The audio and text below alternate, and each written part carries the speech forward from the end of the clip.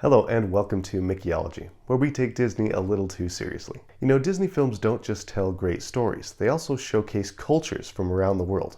There's real history hidden in every Disney movie, and today we are looking at the history of pipes.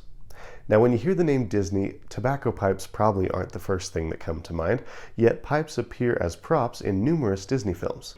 A bandit, bulbous, snarfblatt. In fact, pipes appear so often that we can trace the entire history of the pipe just through its appearance in Disney movies. Now, learning this history is not meant to encourage smoking, of course. I don't smoke myself, and I hope that you know that tobacco is addictive and that smoking causes severe health problems. Please do not smoke. However, pipes themselves have often served as more than simple smoking paraphernalia. Throughout history, pipes have served as sacred objects, as works of art, and as status symbols.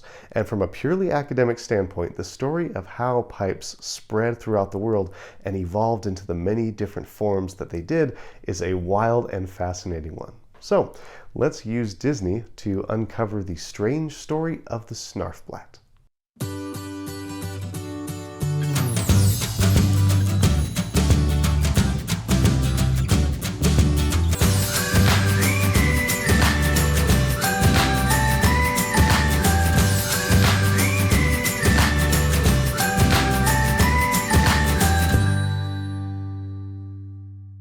The tobacco plant is native to the Americas, and that's where our story begins.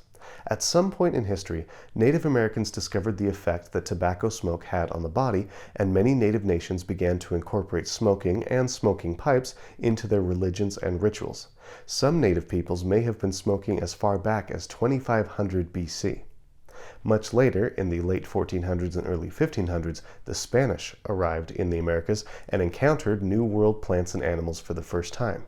These conquistadors were amazed at the different plants that the New World had to offer, and they came to believe that some of them were magical medicines. In Disney's Jungle Cruise, a group of evil Spanish conquistadors searched the Amazon for a sacred herb that has healing powers. Believe it or not, this is similar to how the Spanish treated tobacco. Europeans believed that many New World plants had healing properties, and when the Spanish saw the way that natives used tobacco in their religious and medical practices, the Spanish believed that tobacco must be a panacea, and they used it to cure everything from colds to fevers to less Disney-appropriate ailments. Unlike the conquistadors in Jungle Cruise, however, the real Spanish were able to acquire their healing herb and bring it back to Europe, where it became very popular. However, in a short time, an English colonist came along, and he began to compete with the Spanish. In Disney's Pocahontas, we see Virginia settlers digging up the soil looking for gold, only to learn that there's none to be found. The real Jamestown settlers came to America looking to get rich off of gold and jewels too, but like their animated versions, they were disappointed. They realized if they were going to get rich, they'd have to find another way to do it besides mining. And that's where this guy comes in. In Pocahontas 2, we meet John Rolfe, Pocahontas' new love interest. He's also the man that the real Pocahontas would go on to marry. However, he's famous for something else as well. John Rolfe had visited the Caribbean, where the Spanish were growing a strain of tobacco that Englishmen liked better than the kind that they got in Virginia. Rolfe carried seeds from this plant, and when he got to Virginia, experimented with growing them in that soil. The experiment was a huge success. Soon, many Virginia farmers were growing tobacco and shipping it to Europe, and tobacco became Virginia's most profitable export. Tobacco grew in popularity throughout Europe, and as it grew in popularity, the pipes that Europeans used to smoke it also became more elaborate. At first, Europeans were smoking tobacco in simple clay pipes with little to no decoration. Then, in the 1720s, they found another material that they could use to not only craft pipes, but to turn them into masterpieces. In National Treasure, Ben Gates and his team uncover a beautiful, intricately carved pipe aboard a 1700s sailing ship. Ian, played by Sean Bean, calls it a meerschaum pipe. Meerschaum is a carvable white clay, and Europeans really did carve beautiful pipes out of it beginning in the 1700s.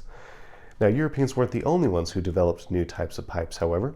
As smoking spread east, the Mughals of India developed a new pipe of their own. It was supposed to purify the smoke with water, and it is called the hookah. Now, hookah smoke is even more potent than typical tobacco smoke, making it even more harmful. So of course, there's no way that Disney would show a hookah in one of their movies. Okay, there's no way that Disney would show a hookah in more than one of their movies. Look at this. Yes. Combination hookah and coffee maker. Also makes chili and fries. Okay, there's no way that Disney would show a hookah in one of their modern movies. Who are you? Alice. Huh. In the 1800s, pipe technology evolved again as Europeans discovered how to make wooden pipes. Do you like it? It is rather fine. Meanwhile, in America, white settlers were expanding further west, where they became more familiar with Native American pipes. This scene from Peter Pan isn't exactly one of Disney's finest moments, but there is a kernel of history hidden within the stereotypes. The pipe that the Neverland natives are passing around here is called a calumet. Calumets are real pipes, and they are sacred in many Western Native American cultures. Now, their significance in those cultures is complex and very rich, but white settlers would always see these pipes back in the 1800s during ceremonies like treaty signings. They basically assumed that that was all that natives used them for, and so they began to call them peace pipes, which led to the stereotype that we see in the movie. Throughout the late 1800s and early 1900s, smoking became quite popular in European cultures.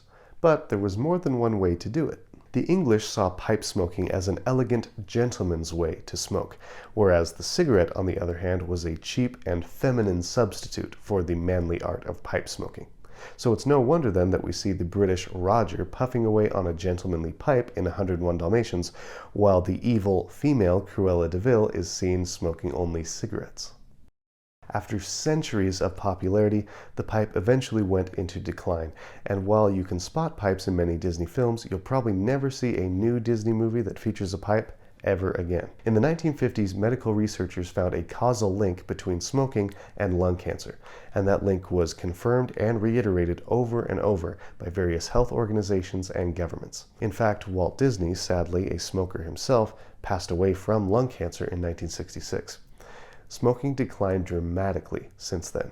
Back in 1965, 14.1% of adult American men reported using pipes, but by 1991 that number had dropped to only 2%, and in 2020 only 1.1% of all adults reported using pipes. Because tobacco's health effects are so severe, depicting tobacco in movies eventually became taboo. In fact, some famous movie characters even became anti-smoking advocates. Artu, put that down. Cigarettes are dangerous. Well done, Artu. The Walt Disney Company banned virtually all depictions of smoking in any of their movies starting in 2015. Disney has vowed that scenes depicting smoking will be banned from its films from now on.